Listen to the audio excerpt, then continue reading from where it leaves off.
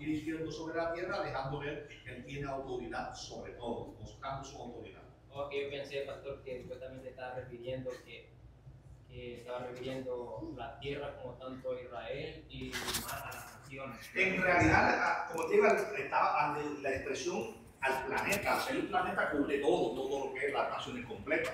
No solamente se limita al territorio israelita, sino que, como digo, el mar está representando todo lo que es agua, la tierra, todo lo que es tierra. Poner un pie sobre la tierra, un pie sobre las aguas, está abarcando todo. Como le digo, aquí lo que refleja es su autoridad. Gracias, mi hermano Juan Carlos. Amén. ¿Algo más? No, está bien. Ok. Bien, pues entramos al verso 5 y 6. Y el ángel que vi en pie sobre el mar y sobre la tierra levantó su mano al cielo y juró por el que vive por los siglos de los siglos, que creó la tierra, que creó el cielo y las cosas que están en él, y la tierra y las cosas que están en ella, y el mar y las cosas que están en él, que el tiempo no sería más. Amén. Así que cuando Juan le oyó la voz del cielo que se le dijo, no escriba, séllalo. Entonces después ahí pues Juan dice, y miré y el ángel que vi, ¿verdad? Que estaba con un pie sobre el mar y el otro sobre la tierra. Bendito Jesús. Vemos, ¿verdad? Que Juan sigue relatando todo detalladamente de lo que él está viendo. Bendito Jesús. Entonces en este verso, amén, cuando dice que el ángel, Juan lo vio que alzó sus manos hacia el cielo. Eso lo dice el verso 5, hasta ahí lo deja el verso 5, y lo vio con sus manos que la levantó hacia el cielo. Amén. Ahora el verso 6 es que está enfatizando para qué levantó sus manos. Levantó sus manos hacia el trono, hacia el Todopoderoso. Dios puede jurar por sí mismo. Un comentario que leí en el libro de Matthew, yo no sé si usted ha visto un manual bien grande que viene de Matthew Henry. Tiene muchos documentales buenos, pero también hay cositas que uno tiene que evaluarla y saber por qué, que concuerda con la palabra y que no concuerda. Pero cuando él dice que no es Jesús, porque dice que Jesús no iba a orar, que Él es Dios y que no iba a jurar por sí mismo. En muchas ocasiones hemos encontrado en la Biblia que Dios jura por sí mismo. Y lo encontramos, lo hemos visto en el Antiguo Testamento, que Él dice, juro por mí mismo, ha dicho el Señor.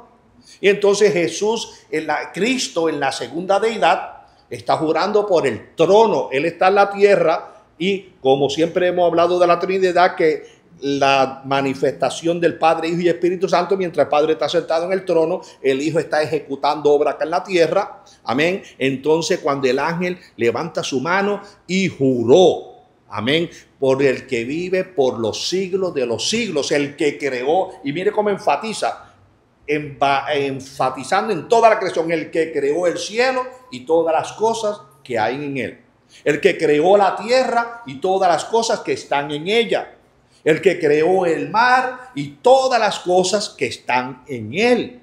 Amén. Y ahí en el juramento dice que el tiempo, amén, ya no será más. Ya se terminó. En otras palabras, lo que está queriendo decir, viene ya el momento del reino. Viene el momento de ser establecido. Lo que ya bueno, eso lo vamos a ver en el verso 7. No me iba a adelantar al verso 7. Amén. Pero hasta el verso 6. Amén. A nosotros, usted sabe que si usted jura por Dios, usted no peca. Usted peca si usted jura en vano. La Biblia bien claro lo que nos dice, que no juremos en vano, que no tomemos en vano el nombre de Dios. Pero usted no peca si usted dice, pongo a Dios de testigo. Porque yo he oído cristianos que dicen, no diga tal cosa. No puede usar a Dios como testigo. Como que no. Si es algo, ahora si usted está poniéndole en algo falso, usted sí le está fallando a Dios. Ahí es que dice que no usemos el nombre de Dios en vano. Bendito es el Señor. Pero en este caso vemos que Dios, cuando Él dijo que juraba por sí mismo, es porque no hay otro Dios. Dios no puede jurar por nadie más, porque no hay nadie arriba de Él. Y como no hay nadie arriba de Él, pues Dios jura por sí mismo. Alabado Jesús. Así que vemos, mis hermanos, en otras palabras, el ángel aquí está dejando ver certeza y convicción de que todo va al pie de la letra, que lo que ha dicho se va a cumplir y que ya se aproxima ese misterio que vamos a ver en el verso 7. Amén. Así que seguimos por aquí con Mauro. Léeme el verso 7. Pero antes hasta el verso 6, ¿había alguna pregunta o comentario? No hay pregunta, no hay comentario. Vámonos al verso 7. Sino que en los días de la voz del séptimo ángel, cuando él comience a tocar la trompeta, el misterio de Dios se consumará, como él lo anunció a sus siervos, los profetas. Amén, gloria a Jesús. Así que el ángel del verso 6 dice que el tiempo ya llegó.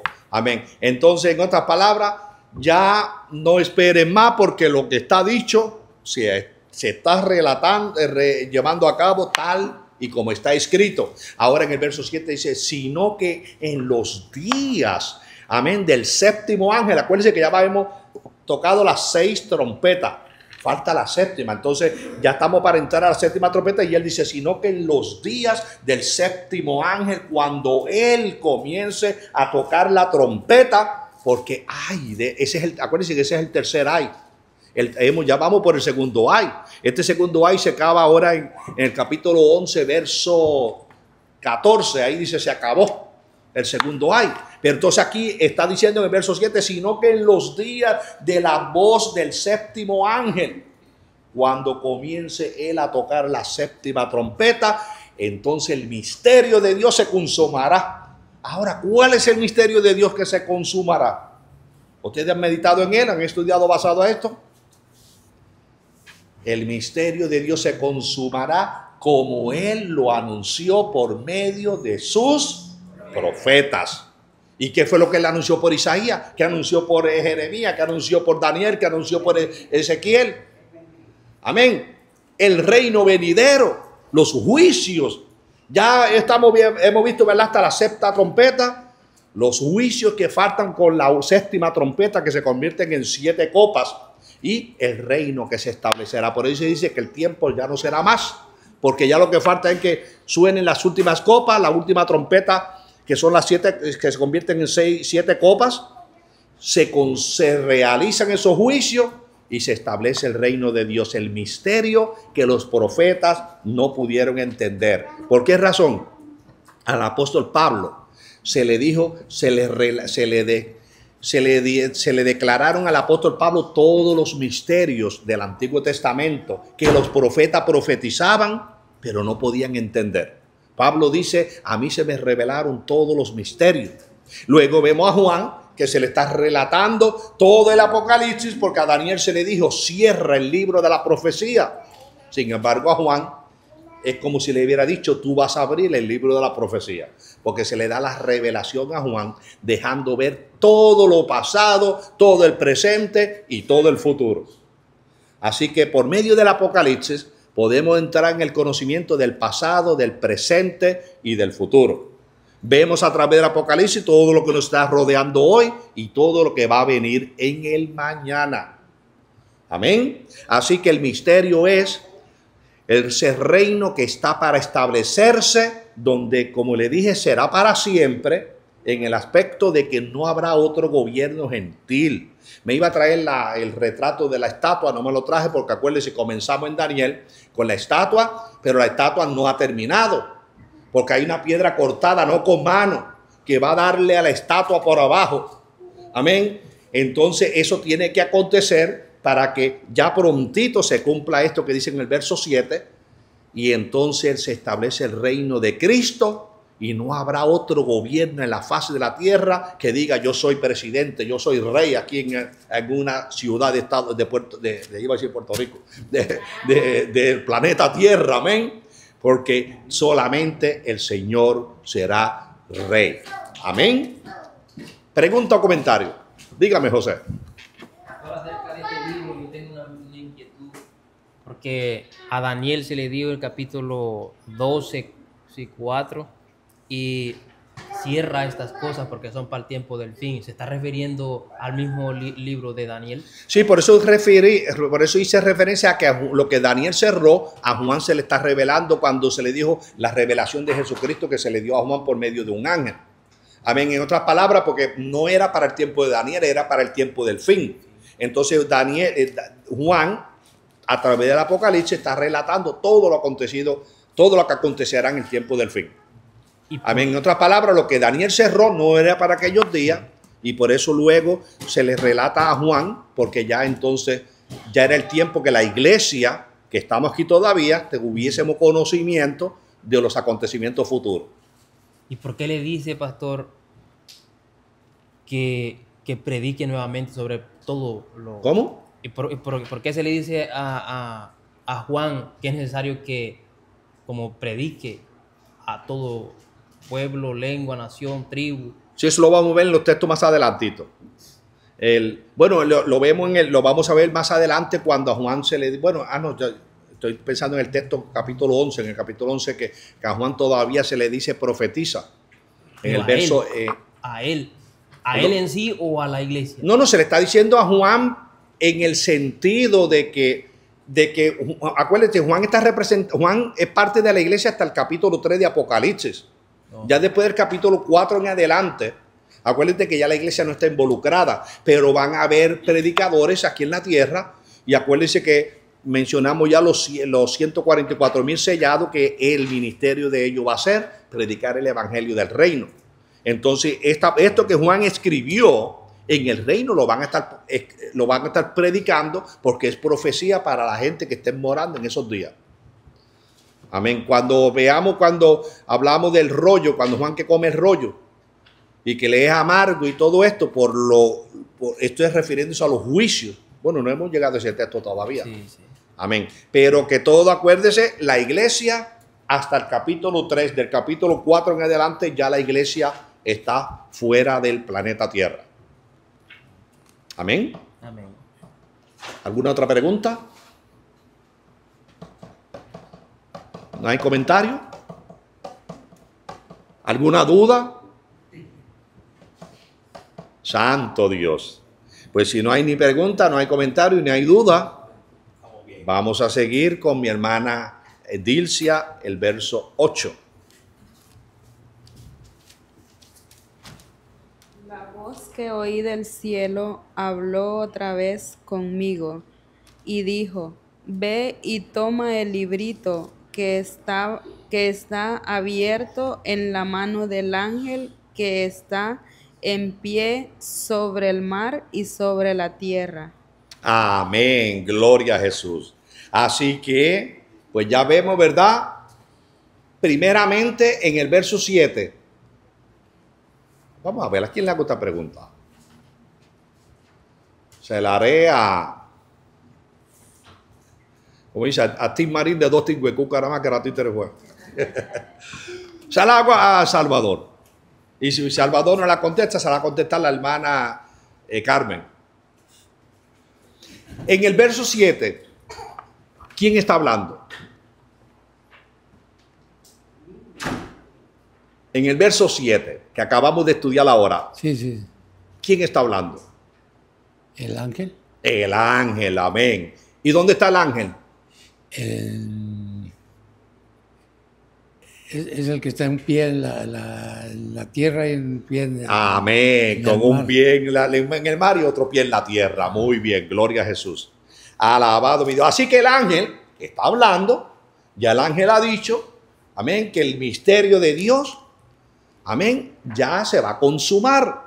En otras palabras, el reino va a ser establecido después que culminen todos estos juicios que faltan, que ya son poquitos, porque acuérdense, ya no es un libro, ya es un librito que contiene pocos juicios que faltan, que son las 7 copas que se relatan en la 7ª trompeta. Ahora, entonces, en el verso 8 comienza, dice, y la voz que oí del cielo habló otra vez conmigo. ¿A dónde había hablado? Si él dice, habló otra vez conmigo. ¿Había hablado otra vez cuándo? ¿Y en qué verso? Déjalo un momentito, que a ver si aparte tú lo sabe alguien más. Si alguien más no la sabe, pues tú la dices. El verso 8 está diciendo, y oí la voz del cielo hablando otra vez conmigo. Y si dice hablando otra vez conmigo, quiere decir que ya habló con él. ¿Cuándo habló con él? ¿Y a dónde está escrito?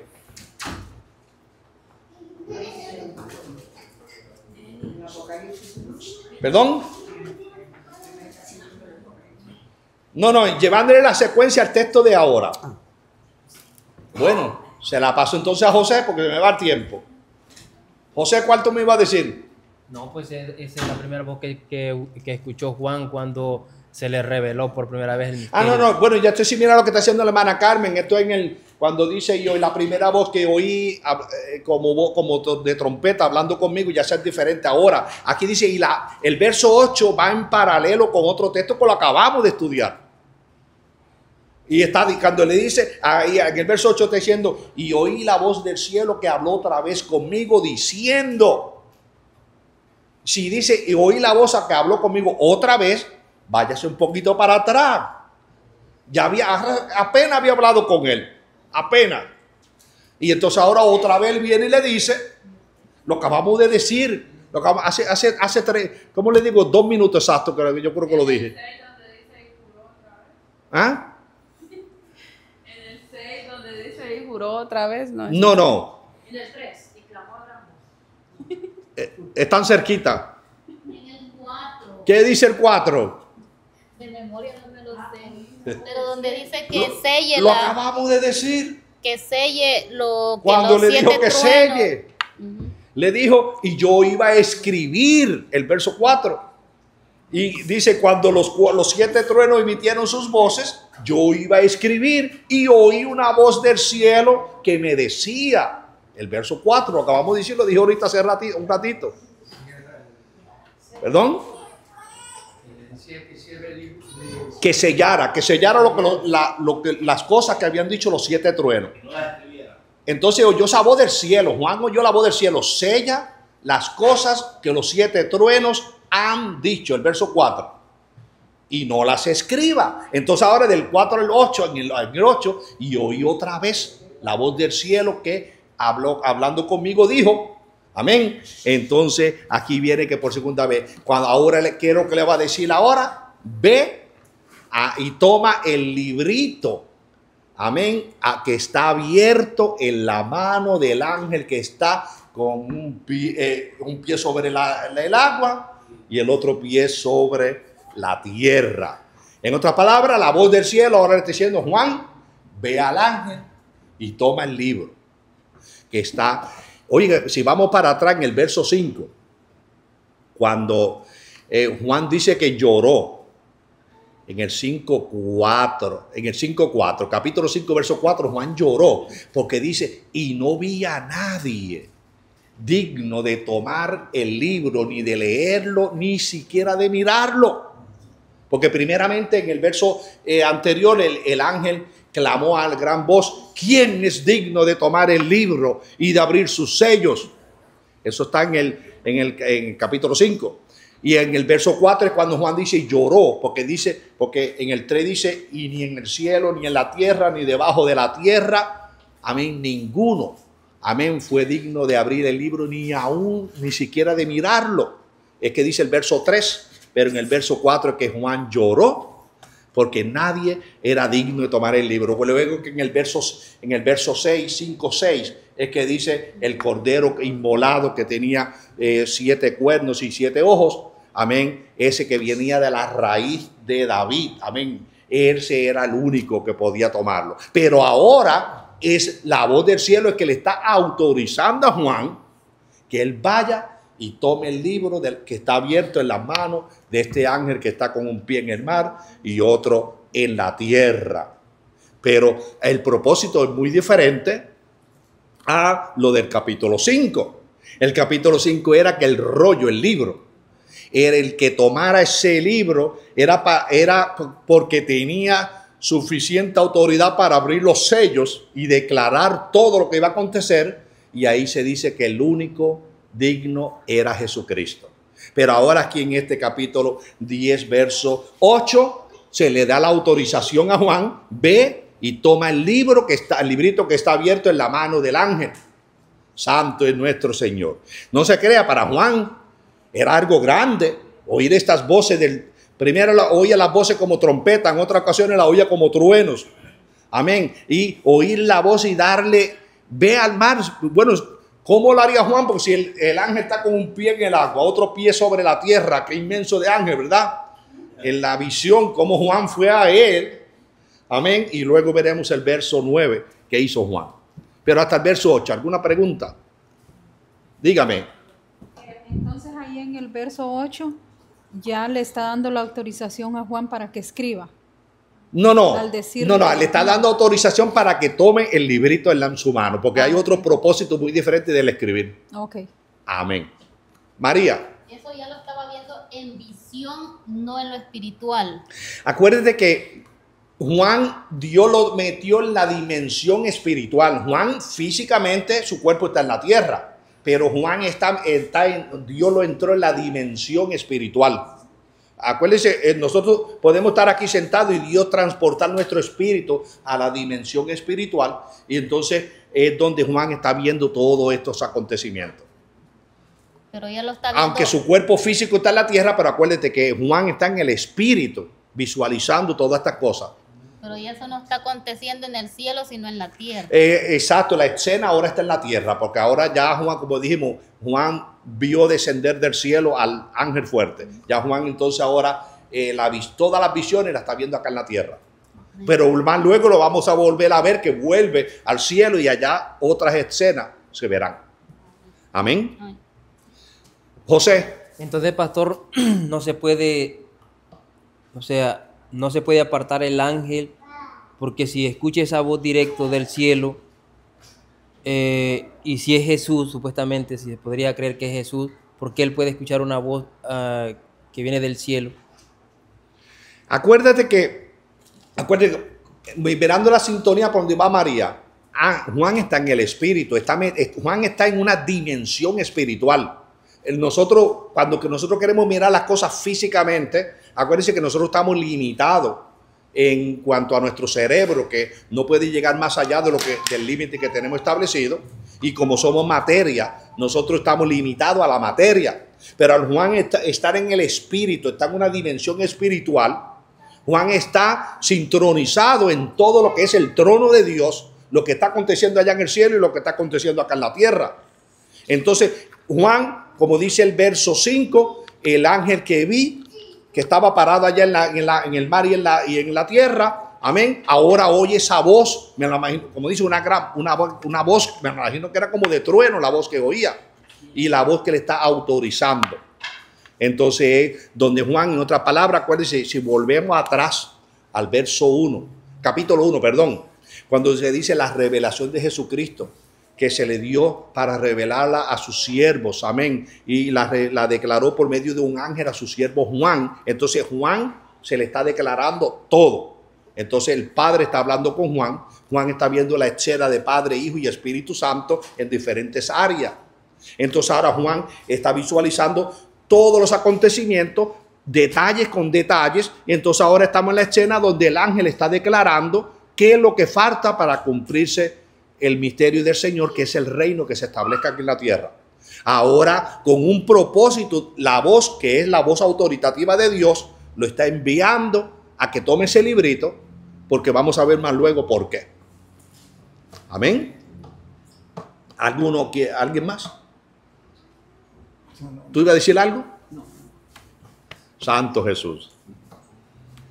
Bueno, pues si no hay más comentarios, nos vamos al verso 9.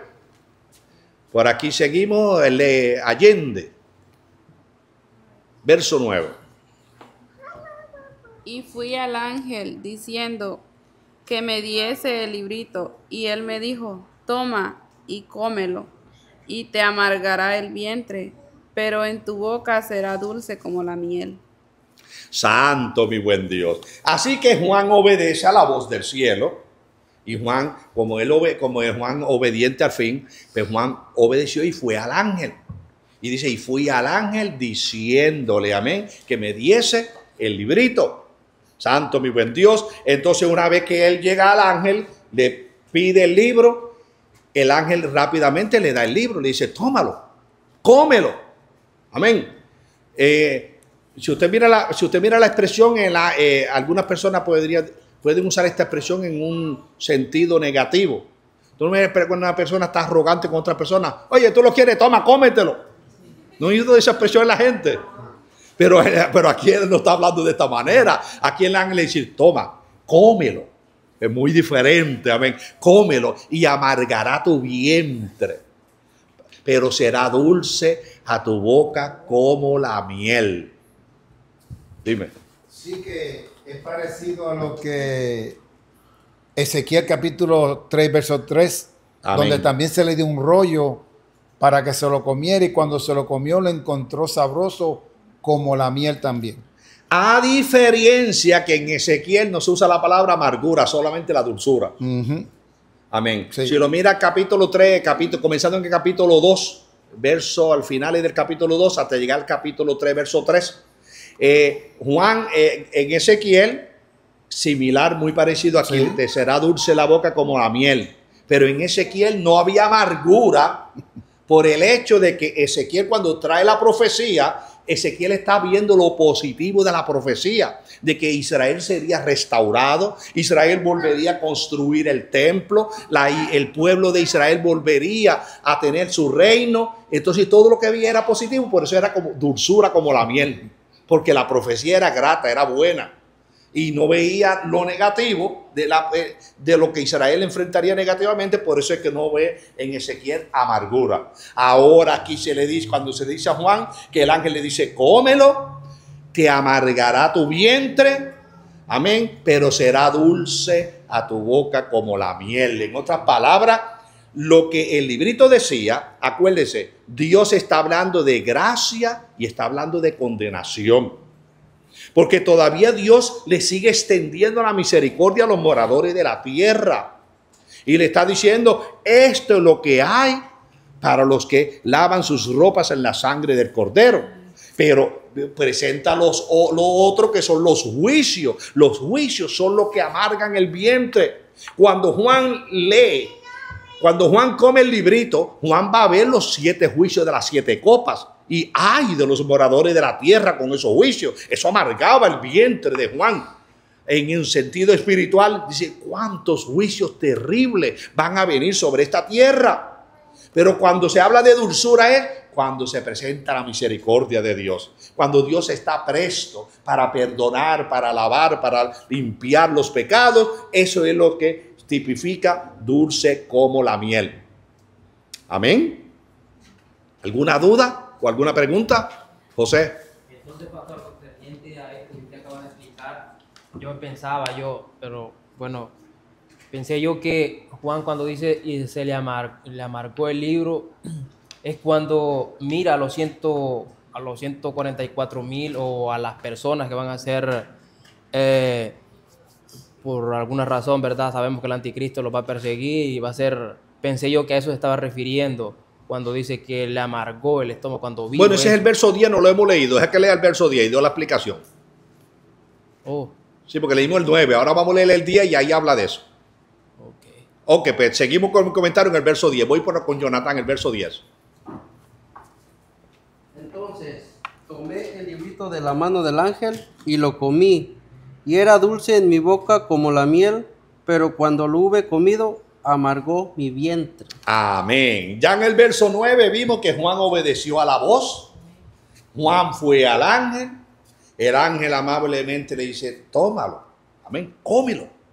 Amén. Pero entonces le advierte, tú lo vas a comer. Te va a hacer amargo en tu vientre, pero también va a ser dulce, amén, en tu boca como la miel.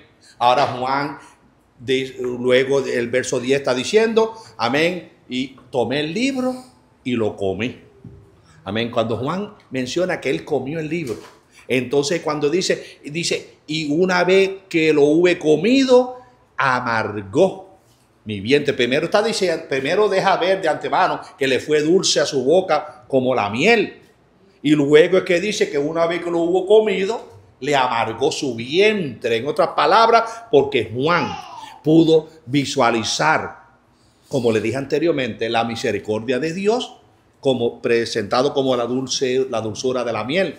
Pero los juicios que le esperan a aquellas personas que ya van a tener la marca, porque más luego veremos cuando entremos al capítulo 13, cómo dice que pequeños y grandes, ricos y pobres, libres y esclavos, a todos se les ordenará ponerle la marca de la bestia.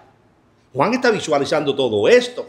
Eso amarga el vientre en un sentido espiritual. Ver cómo las almas van a estar consumidas aquí en la tierra. Ya vimos, amén, en el capítulo 6, vimos en el verso 15, como dice los reyes de la tierra, amén, y los grandes, los ricos, los poderosos, amén, dice que se esconderán en las cuevas y entre las peñas de los montes, y desearán a los montes y a las peñas que caigan sobre ellos, porque no soportarán los juicios que están sobre esta tierra. Y se acuerdan, a ver si cómo está la memoria de ustedes, que el capítulo 6 terminó con una pregunta. ¿Cuál fue la pregunta que terminó el capítulo 6? ¿Se acuerdan? Le hicimos mucho énfasis. ¿Cuál fue? ¿Y quién podrá estar de pie? ¿Quién se sostendrá en pie? Una pregunta, y lo dejó, una pregunta retórica. Amén. ¿Por qué? Porque la ira del Cordero. ¿Y quién podrá estar en pie? Y dijimos, ya Selmin contestó la parte de la pregunta. Dijo la pregunta, ¿cuál fue la respuesta? La dijimos. ¿Y quién soportará estar en pie? Los 144,000 son los únicos que van a estar en pie en estos juicios terribles, que como dice, amarga el vientre del profeta, porque está anunciando las terribles cosas que van a estar aconteciendo aquí en la tierra. Y veremos, ¿verdad?, más luego cómo los 144,000 van a ser guardados y van a sostenerse en pie, porque ellos son los que van a estar, ¿verdad?, sellados. Pero Juan ve que aparte de estos 144,000, todos los demás están marcados por el diablo. Son almas que van a recibir el juicio eterno. Y eso le amarga el vientre a cualquiera. Bendito Jesús. Pregunta, dígame. Ese librito podría ser una metáfora, porque recordemos que en el cielo no hay materia. Y leería Juan algo de ese libro. Es como le dije en un principio, que a nosotros se nos trata de traer las cosas en términos humanos, sí, para nosotros poder entender lo espiritual.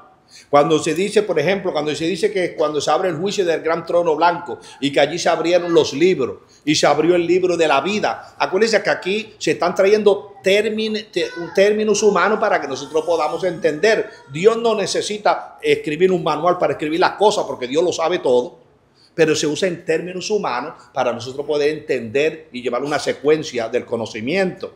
Amén. Todo esto es lo que nos está dejando llevar a ver. En otras palabras, Juan le he relatado todo lo que va a acontecer aquí en la tierra. Juan, en términos humanos, lo ve en un librito escrito. Es una metáfora. Es una metáfora, amén. Exacto. Que no es un libro de... No, como digo, se nos pone en términos humanos, pero en el ámbito espiritual nada de esto existe. Porque en la mente de Dios, Dios no necesita un libro para registrar las cosas, pero se nos trae en términos humanos de que Dios se está tomando nota, de que Dios tiene nuestro nombre escrito con tinta de oro. Todo es una terminología humana para que nosotros podamos valorizar lo que se nos está diciendo. Amén. Pregunta o comentario. ¿Alguien más? Dígame, María. ¿Cómo le explico? Si Juan es, como usted ha enseñado, una tipología de la iglesia en los primeros 3 capítulos del Apocalipsis, ¿verdad? Está representando a la iglesia. No, en los primeros 3 capítulos está la iglesia en general. En el capítulo 4:1, cuando dice, y Juan oyó la primera voz que oí como de trompeta que me dijo, sube acá. Ahí es que es una tipología en el que sube acá. En otras palabras, Juan tipifica ahí la iglesia, que la iglesia ya fue quitada de la tierra y que de ahí en adelante ya la iglesia no estará en la tierra. Exacto. Ahora vemos que Juan como que volvió a la tierra. Y ahora en estos versos está diciendo que o sea, hay otra conversación con él. Tal vez en esto que Juan está diciendo estará tipificando Juan al pueblo de Israel ahora por Bueno, lo que va a suceder. Acuérdate que Juan aquí es el narrador. A Juan se le está dando la profecía para que Juan la dé a conocer, porque a Daniel se le dijo, cierra la profecía. A Juan se le dio la apertura para que la abriera. En el Apocalipsis tenemos que aprender a agarrarlo en ciertas ocasiones. Como le he dicho, hay ocasiones que simbólicamente, hay veces sí, espiritualmente y a veces físicamente. Hasta, como le digo, en el verso 4.1, cuando se le dice sube acá, aquí lo vemos como una tipología, pero no quiere decir que siempre Juan está representando a la iglesia. No. Ya en adelante, Juan Juan es un narrador que está narrando todos los acontecimientos. En una palabra, como que Dios lo montó en una máquina del futuro y lo llevó al futuro y está viendo y visualizando todo lo que vio. Yo entiendo eso, o sea, lo que quiero decir es como si lo podemos comparar en este tiempo en lo que estamos estudiando como si fuera el pueblo de Israel, porque dice que, ¿dónde dice? Ahí vi al ángel diciendo, o sea, que le dijo que comiera, sí, que en su paladar iba a ser dulce, amén, y en su estómago iba a ser amargo. Si nos ponemos, bueno, yo poniéndome a pensar a los 144,000, o sea, ellos van a ser sellados, para ellos va a ser un privilegio, van a pensar que va a ser todo bien para ellos, pero en realidad va a ser una persecución para ellos. Oh, no, de hecho, los 144,000 no es que van a estar, van a estar ahí cómodos, comiendo y bebiendo. Exacto. Ellos van a pagar las consecuencias también. Por eso pregunto. Solamente que tienen el sello de protección. Por eso pregunto si será a eso que se está refiriendo esto que dice. En cuanto a tipología, no, Juan aquí no está tipificando a nadie, porque acuérdense, solamente Juan es el narrador. Juan está narrando lo que va a estar aconteciendo, como digo, desde el principio con la iglesia. Después se fue a la iglesia y sigue narrando todo lo aconteciendo. Ya Juan aquí, lo que está narrando, y como dijimos, el librito, ya lo último que Juan pudo visualizar fue los 7 juicios de las 7 copas. Y después de esas 7 copas sabemos que Juan lo que ve es el reino establecido en la tierra. Pero que Juan aquí no está ni representando ni a la iglesia ni a Israel. Juan es un narrador que está profetizando. Y por eso es que cuando lleguemos al verso 11, me le adelanto un poquito, en el verso 11, cuando el ángel le dice a Juan, que lo discutiremos ya cuando lleguemos ahí, pero le está dejando ver a Juan que es necesario que profetice otra vez a pueblos, tribus, naciones. ¿Por qué? Porque esta profecía que se le dio a Juan, él no podía callarla, él tenía que escribirla, hacerla notoria. Y hoy Juan nos la dejó a nosotros y nosotros seguimos llevándola adelante. Pero no son los 144,000 que se van a encargar de profetizar. Sí, pero acuérdate, los 144,000 son en esos días. Pero hoy somos la iglesia. Hoy la iglesia, Juan nos dejó a nosotros la revelación que Dios se la dio a Juan. Hoy la iglesia estamos haciendo el papel. Juan ya en su tiempo hizo su obra. Hoy nos corresponde a nosotros la iglesia. La iglesia se va. Después que la iglesia se vaya, son los 144,000 los que llevan esa carga arriba. Exacto, pero bueno, es que lo que yo entiendo es que eso que le dice el ángel que coma, eso, bueno, lo entiendo yo de esa forma, que puede ser para el pueblo de Israel, porque para ellos, para esos 144,000 va a ser un privilegio ser sellado, pero a la misma vez va a ser una carga o algo terrible para ellos porque van a ser perseguidos. No, de hecho. Y son los que van a predicar. Y es como estoy diciendo, Juan está visualizando desde el principio todo lo que hemos enseñado. Ya Juan aquí, vuelvo y repito, Juan ya aquí visualizó los últimos juicios, que son las últimas copas. ¿Y quién es los que la van a enfrentar? Seguro, los 144,000 que están en la tierra. Juan se fue hace años. Exacto. Pero Juan dejó escrito, él lo que comió, vio la dulzura por la misericordia que Dios le está brindando a la humanidad, pero vio lo amargo por lo que van a enfrentar la gente en esos últimos días. Y los 144,000, como dijimos, van a tener la protección divina. ¿Se acuerdan cuando se le dijo que no le hicieran daño ni al vino, ni al al aceite, ni al vino ni al aceite. ¿Por qué? Porque Dios quiere que haya un sustento. Estos 144,000 van a sufrir en amargura, pero van a tener un sustento. No le va a faltar el pan de cada día, pero van a sufrir en gran manera. No van a estar cómodos en sus casas, se van a huir al desierto. Dios le tiene preparado un lugar en el desierto donde dice que ahí serán sustentados por 1260 días. Y luego dice, y serán sustentados por un tiempo, por la mitad de un tiempo. Y dice por un tiempo, por tiempos y por la mitad de un tiempo. Que es refiriéndose a lo mismo, a 1260 días, a 42 meses. Y en otras palabras, a lo que María está refiriéndose, esos 144,000, la mitad de la semana de Daniel, que es los últimos 3 años y medio de esa semana, estos 144,000 tienen el privilegio de que están sellados, pero ellos van a sufrir bastante las consecuencias de esos 3 años y medio, porque van a estar viendo los ataques de Satanás contra ellos, solamente que saben que están protegidos por Dios. Pero Juan pudo visualizar todo esto, y todo esto le fue amargo. Aquí que está usando, acuérdense, está usando una tipología también aquí cuando dice amargo en tu vientre, en otras palabras, porque no es bueno lo que le viene a los moradores de la tierra. En otras palabras, esto de amargura es como decir sinónimo de los 3 ayes. Ay, de los moradores de la tierra. Es que eso es como si dijera una amargura en el estómago de la persona. Pero sí, esa profecía es para el pueblo de Israel. Bueno, sí, la profecía va a abarcar a todos los que no se levantó con la iglesia. Exacto. Exacto. Acuérdense que en el capítulo 7, verso 9, la multitud que se levantó tuvo que enfrentar grandes vituperios y amarguras. Pero ¿qué dice Juan? ¿Qué le dijo uno de los ancianos, Juan?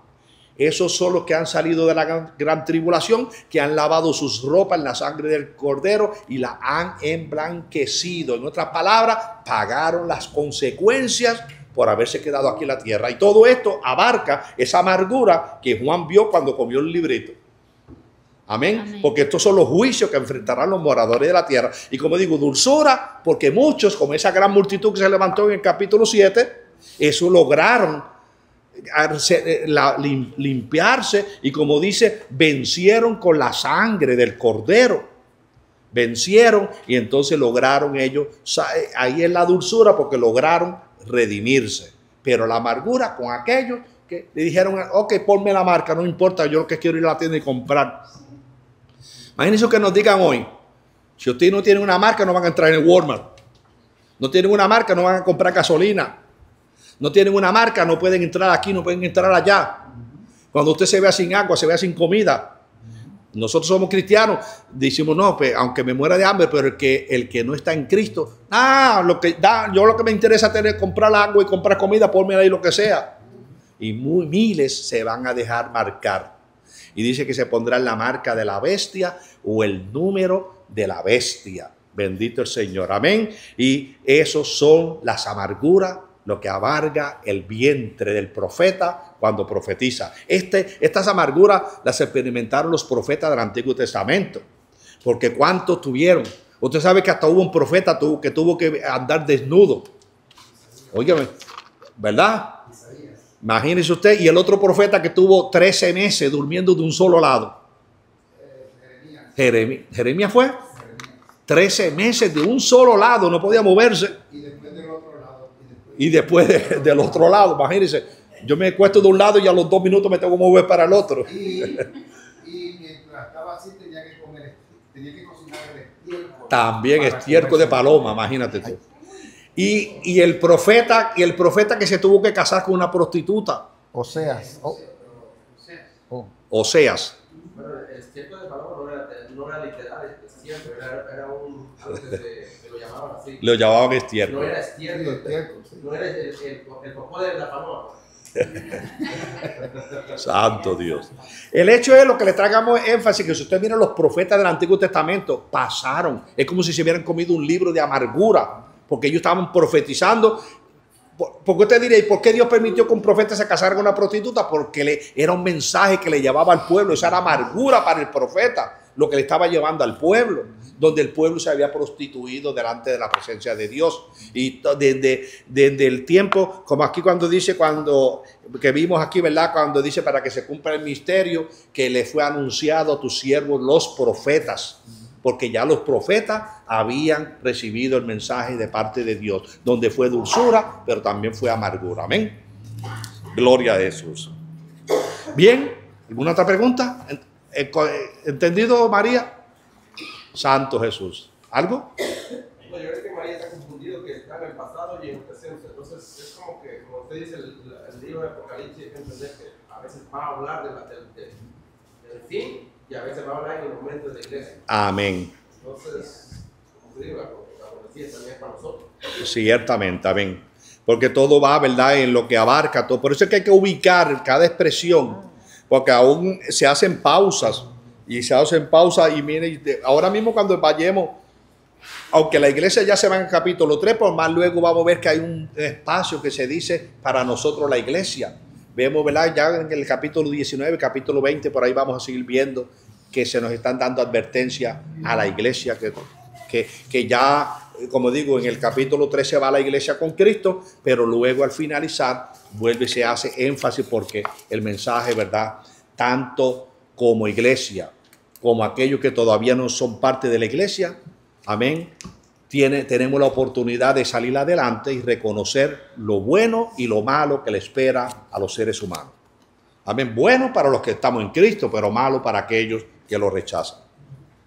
Bien, entramos al próximo verso, ahí hay comentario.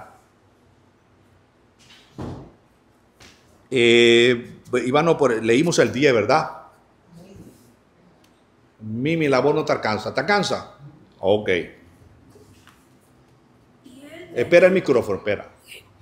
Y él me dijo, es necesario que profetices otra vez sobre muchos pueblos, naciones, lenguas y reyes. Amén. Entonces, ahora por último, el ángel le sigue hablando a Juan. Ya Juan comió el libro.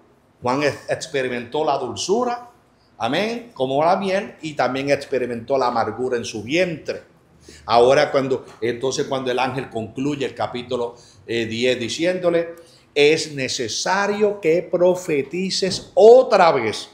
¿Por qué? Ya Juan ha estado profetizando, pero le falta concluir. Y como se acuerdan Pablo cuando dijo, no pretendo haber alcanzado todo, todavía me falta mientras tenga vida. Tengo que seguir anunciándola, en otras palabras, anunciando todo lo que Dios me da. A Juan le dice, es necesario que profetice otra vez sobre muchos pueblos.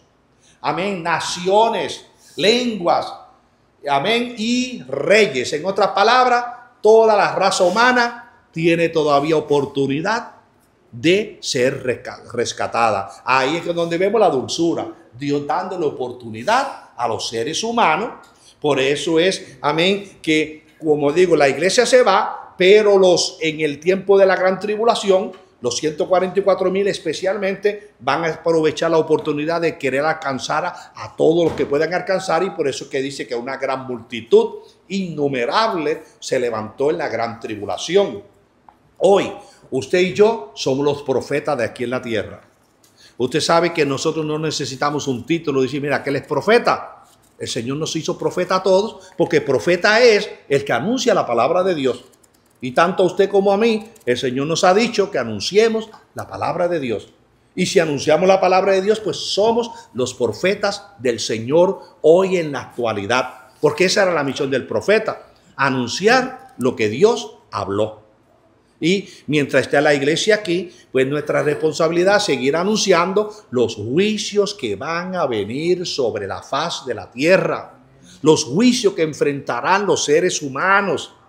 Amén. Hoy pues nos vemos, ¿verdad?, cuando torturan a una persona y digo, ay, qué tristeza, pero qué triste las torturas venideras que vendrán en el periodo de gran tribulación. Pero qué maravilloso que Dios en su misericordia tiene su mano extendida, y por eso le dice a Juan, es necesario que profetice sobre muchos pueblos, naciones, lenguas y reyes. En otras palabras, que la ventana de la misericordia no se ha cerrado todavía. Y mientras esté esa ventana abierta, se sigue anunciando que el plan de salvación está, que la sangre de Cristo sigue vigente para seguir limpiando y purificando. ¿Alguna pregunta? Si no hay preguntas, seguimos, entramos al capítulo 11. Santo Dios. Bueno, pues con ustedes vamos ligeros. Santo Jesús. Amén. Gloria a Jesús. Si no hay pregunta, seguimos vamos al 11 hasta donde lleguemos. Ok, por allí sigo. Luisito, ¿quiere leer? Léeme el 11.1. Perdóneme un momentito, espérate. Vamos para el capítulo 11 ahora. ¿Sí? No, según los comentaristas, que lo que es amargo lo que era amargo para Juan era ver al pueblo de Israel cómo iba a pasar. Pero era dulce a la misma vez porque iba a ser liberado y iba a reinar Cristo. Por el reino que está por llegar, exacto. Bueno, son parte de la dulzura. Por eso yo digo que la dulzura abarca todo lo que son las bendiciones. Y ubicándolo ya en esa época, Juan veía, amén, de que sí, que lo que la bestia iba a hacer, cómo la bestia iba a ir detrás de los 144,000, cómo el Señor descendería por segunda vez a la tierra, pone sus pies sobre la tierra, cómo el reino será establecido, todo eso es la dulzura. Amén, todo lo que es bendición positivo era la dulzura. Ahora todo lo que es juicio son lo que son las amarguras. Amén. Pero sí, si lo vamos a ubicar en parte, pues lo ubicamos en lo que es la área de la gran tribulación, la última de Israel. Por eso fue que dijimos en Ezequiel que en Ezequiel no se ve amargura, porque Ezequiel solamente vio lo positivo, el establecimiento del reino y el establecimiento, la construcción del templo. Amén. ¿Algo más? Pues pasamos al 11.1. Okay. Entonces me fue dada una caña semejante a una vara de medir y me dijo, levántate y mide el templo de Dios y el altar y a los que adoran en él. Amén. Ahora, pues vemos, ¿verdad? Ya Juan relató todos estos sucesos concernientes, ¿verdad? Al ángel que tenía los pies puestos uno en el mar y otro sobre la tierra. Ahora, después que el ángel le dice a Juan, pues que es necesario que profetice otra vez, entonces ahora entra otra escena. Son como si fueran capítulos, ¿verdad? Que Juan está visualizando, como si fuera una película que está pasando por la mente de Juan.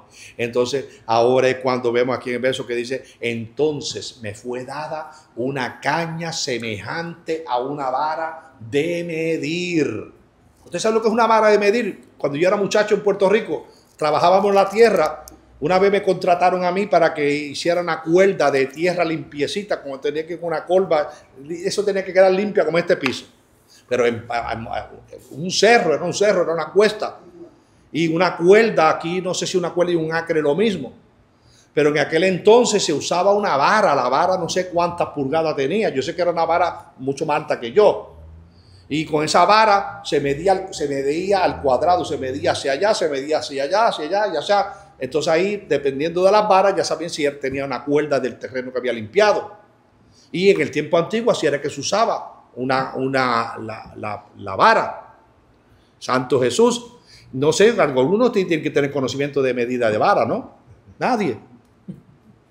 José sí sabe. Sí. Amén. Y Juan Ramón. Se supone que una vara son 3 pies, 36 pulgadas. Bueno, eso es 1 metro. Una vara era más, porque yo me acuerdo cuando yo hice esa cuerda en Puerto Rico. No, ya eso es brasa.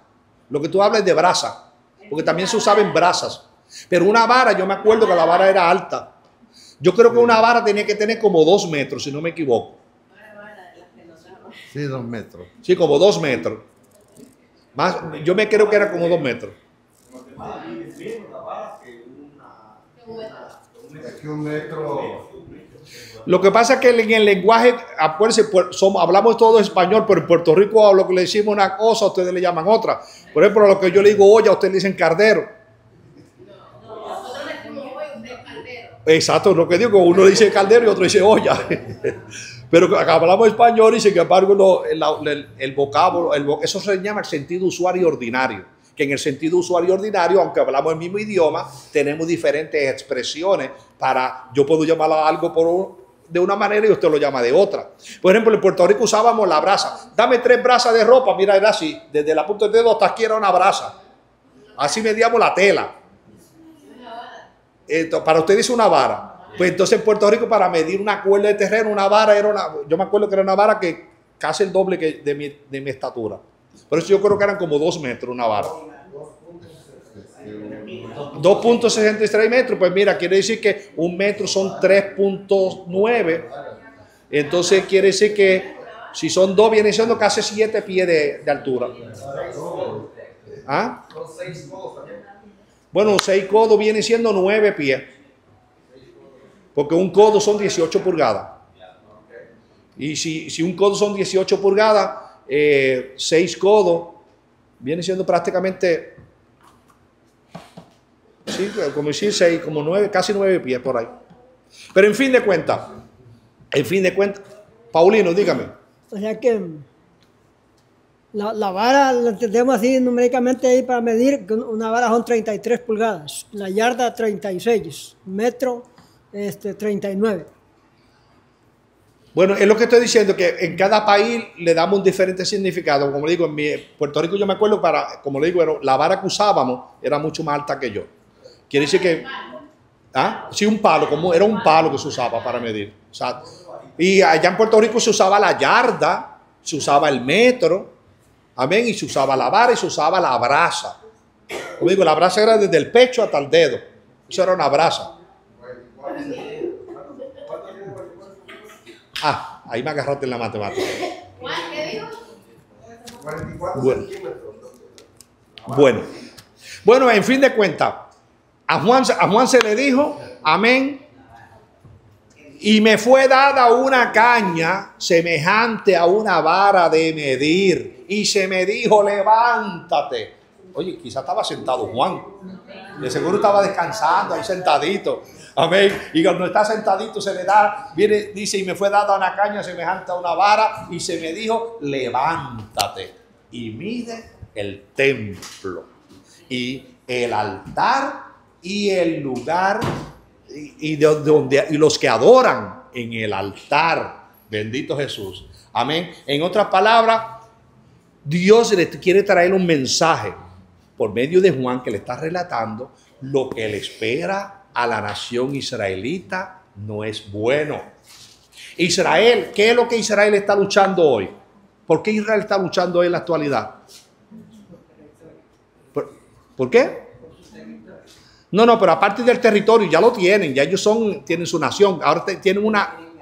¿Perdón? Sí, pero que ahora hay un propósito religiosamente, ¿qué es lo que Israel quiere ahora actualmente? ¿Qué es lo que ellos están luchando? El templo, la construcción del templo. Mire, Israel, usted sabe, si usted se lee Ezequiel capítulo 40, 41 y 42, por ahí está hablando, dando todos los detalles del templo. Israel va a construir el templo. No, esto no es gracioso a la presencia de Dios. Dios se lo va a permitir porque es lo que ellos quieren. Y Dios los dejó, ok, eso es lo que ustedes quieren. Ya la profecía dijo, sí, Israel va a lograr construir el templo. Pero Dios ya no necesita sacrificio. El propósito de Israel es para renaurar los sacrificios antiguos. Ustedes saben que ya Israel se fueron a Texas y compraron unas vacas rojas que habían en Texas. Hasta de Puerto Rico creo que llevaron vacas rojas también. Y ya tienen un acumulo de vacas rojas porque la profecía dice que tienen que sacrificar una vaca roja. ¿Perdón? Porque, bueno, ya la hicieron ceniza porque el propósito es hacer la ceniza. Porque con esa ceniza que ellos pueden purificar a los que tocan muertos, a los que están inmundos por diferentes causas. Ese es el propósito de la ceniza de la vaca roja. Pero el propósito a lo que lo quiero llevar es, Israel va a construir el templo, y Ezequiel lo dice y dice exactamente cómo lo van a hacer. Pero no es el plan de Dios, porque ya Dios no necesita sacrificio. ¿Qué dice que Jesucristo ya se sacrificó una vez para siempre? Y ya un solo sacrificio. Ya no hace falta más sacrificio que la sangre de Cristo. Pero humanamente Dios se lo va a permitir a Israel que construya el templo. Pero Israel va a ver con sus propios ojos cómo ese templo va a ser profanado. Cómo ese templo, el mismo líder mundial dirigido por Satanás, se va a sentar en ese templo y va a proclamar ser Dios y va a demandar que se le adore como a Dios. Entonces ahora cuando se le está diciendo a Juan las medidas, todo esto a lo que está abarcando, no les quiero entrar en tanto detalle de todo, pero en pocas palabras lo que está abarcando es los acontecimientos que van a acontecer ahí abarcando el mismo templo, que es algo sagrado para el pueblo de Israel. Que el pueblo de Israel va a cantar victoria, logramos construir el templo, volvimos a renovar los sacrificios a nuestro Dios, están en espera del Mesías.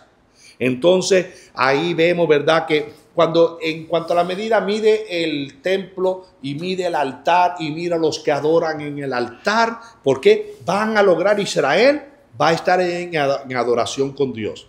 Israel va a tener ese lugar sagrado. Pero más luego veremos los capítulos siguientes cómo se sentará en el templo el anticristo y profanará el lugar. Más luego vamos a ver, amén, que mide los que adoran en el altar. De los que adoran en el altar, ¿cuántos formarán parte de los 144,000? ¿Cuántos se dejarán poner la marca? Contar de estar comprando y vendiendo, poder comer y poder salir hacia adelante. Pero luego vamos a ver lo que pasa en el verso 2. Porque hay una parte que se les dice, esta no va a entrar en medida y vamos a decirles por qué. Pero antes de entrar al verso 2, ¿alguna pregunta o algún comentario que ustedes tengan concerniente a esto de las medidas?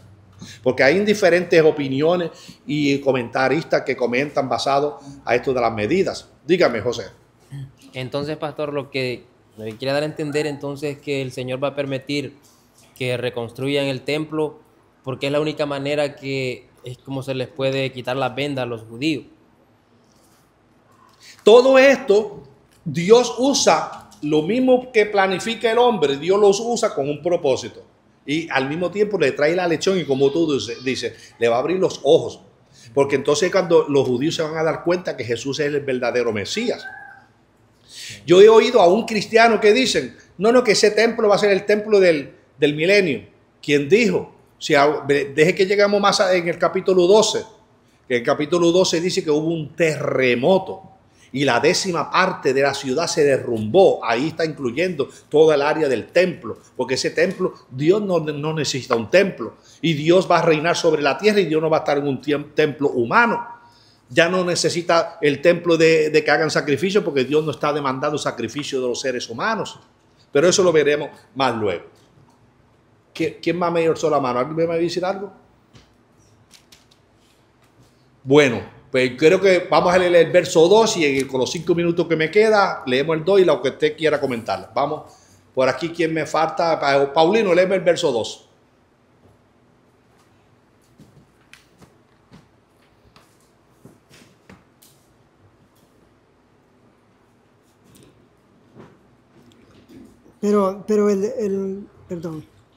Pero el patio que está afuera del templo, déjalo aparte y no lo midas, porque ha sido entregado a los gentiles y ellos hollarán la ciudad santa 42 meses. Amén. Luego que se le dice a Juan que haga ¿verdad? Que mida el templo, que mida el altar, que mira a los que adoran el altar. Ahora entonces se le dice, espérate, aguántate un momentito. Pero el patio que está fuera del templo, déjalo aparte y no lo midas. Porque ha sido entregado a los gentiles y ellos hollarán ellos hollarán la ciudad santa, amén, 42 meses. Entonces, analice este punto. Por eso me lamenté que no me traje la estatua, porque la estatua aquí entraba para que siguiéramos viendo la estatua de cuando comenzó el tiempo de los gentiles, que ya eso lo discutimos, lo enseñamos. Amén. La ciudad santa será hollada por los gentiles 42 meses. Pero el tiempo de los gentiles, ¿con quién comenzó? con Nabucodonosor. Ahí comenzó el tiempo de los gentiles, el gobierno gentil mundial, y de ahí ese gobierno sigue extendiéndose. O sea, hoy gobierna los gentiles, pero termina el último gobierno gentil. Por eso es que le dije que hay cristianos que dicen que el anticristo va a ser judío, y eso es falso, porque el anticristo es el último gobierno gentil que gobernará sobre la faz de la tierra. Cuando Cristo vino a la tierra, estaba gobernando el gobierno gentil. Cuando Cristo vuelva por segunda vez, estará gobernando el gobierno gentil. En la estatua vimos que Daniel lo vio en la profecía, la piedra cortada no con mano, le da por los pies a la estatua y la derriba. En otras palabras, ese último imperio, que es el imperio gentil por la bestia, por el anticristo, Cristo viene literalmente a la tierra, derriba ese gobierno, ahí se acabó el tiempo de los gentiles. Pero cuando aquí está diciendo, deja el patio afuera, no lo mida, porque le ha sido entregado a los gentiles y ellos hallarán la ciudad santa por 42 meses. En otras palabras, estamos mirando la semana última de Daniel, y ya le expliqué, los primeros 3 años y medio es una paz fingida. Y cuando habla de los 42 meses, es que los últimos 3 años y medio, esa es la gran tortura. Esa es la amargura que Juan también veía en el libro. Amén. La gran tortura, 42 meses que estarán haciendo los gentiles todo lo que ellos quieran, pisoteando a Israel. Y mira, dice que pelearán contra los israelitas y los vencerán. E Israel sufrirá amargamente. Luego veremos cuando dice que huyen al desierto. ¿Por qué razón? Porque perderán todos sus bienes, perderán sus pertenencias, amén, y pagarán las consecuencias porque desobedecieron, no aceptando al Mesías. Y aquí es donde se cumple, bendito Jesús, que los últimos 3 años y medio, gobierno gentil, harán de las suyas, e Israel llorará amargamente. Pero Dios, en su protección, va a usar todos estos acontecimientos para abrirle los ojos a ellos, y durante esos últimos 3 meses es que Israel reconocerá que verdaderamente Jesús era el Mesías. Porque los primeros 3 años y medio, la paz fingida, Israel sigue tapado sus ojos y sigue creyendo que el líder mundial que está gobernando, que ese es el verdadero Mesías. Tiene que llegar al proceso de los últimos 3 años y medio para que Israel despierte y se dé cuenta de lo grave que fue haber negado a Jesucristo como nuestro Mesías. ¿Algún comentario o pregunta? Un comentario, pastor, pero, dígame. Pero adelantándome un poco, ¿verdad? Entonces, ¿por qué será ¿por qué será que los 144,000 predican en todo, en los primeros 3 años y medio? Pero después se requieren de 2 testigos. Esa es mi pregunta. Bueno, estos testigos los vamos a ver más luego cuando entremos en el capítulo 11. Ahí vamos a seguir hablando de los 2 testigos. Así que averigüe algo de usted, y averigüe usted a ver si usted concuerda con los que dicen que los testigos son Moisés y Elías. O Elías y Enoc. O Elías o Enoc, averigüe todos esos comentarios. Eso tómelo como asignación. Y los 2 olivos, pero bien claro dice que los testigos son los 2 olivos, pero dice que los 2 olivos eran, que los 2 testigos eran los 2 olivos que estaban en pie delante del Dios de la tierra. Dice, esto dice, y los 2 testigos eran los 2 olivos y los 2 candeleros que estaban en pie delante del Dios de la tierra. Pero averigüen quiénes eran estos olivos, y si los quieren personificar, a ver a qué persona te lo personifica. Acuérdese, el muerto no regresa. Pero según la transfiguración, a veces se le puede hacer énfasis. Bueno, tómelo como asignación, lo dejamos para la próxima semana. Amén. Así que de esto estaremos hablando. Estudia el capítulo 11. Gloria a Jesús. Porque ahí estaremos hablando de estos testigos. Carmen, ¿me iba a decir algo? Sobre Roma. Amén. Sobre Roma y la parte esta de los últimos tiempos, va a ser no exactamente, sino será como la invasión romana en la época de Cristo. Bueno, lo voy a enfatizar en el capítulo 13, porque la bestia que vi, dice, y la bestia que vi que subía del mar. Sale del Vaticano, ¿verdad? Amén. Y la bestia, bien claro, cuando estudiamos el capítulo 13 y el capítulo 17, nos está dejando ver que sale de Roma, cumpliéndose Daniel capítulo 9, verso 26, cuando dice que de Roma es que saldrá ese líder mundial. Pero Pastor, ¿será un paralelo entre esa invasión de la época de Cristo, cuando los romanos invadieron? El hecho es que cuando Cristo estaba en la tierra, Israel estaba invadido por los romanos. Cuando Cristo vuelva por segunda vez, va a estar invadido por los romanos. Ahí es que eso lo enfatizaremos cuando digamos, y vi la bestia con una herida de muerte. Pero la herida mortal fue sanada. Y ahí hablaremos de esa herida mortal que recibió la bestia y quién es la bestia. Amén. Ok, gracias. Muy bien. Bueno, pues cerramos. Se me hizo ya van a ser las 9. Concluimos. Sigue estudiando. Estudia el capítulo 11. Muy interesante los puntos que vamos a estar hablando, los versos siguientes. Amén. Así que cerramos. Dios les guarde y Dios les bendiga. Nos veremos el domingo con la bendición de Dios. Sigamos orando los unos por los otros. Mireya me llamó que está bastante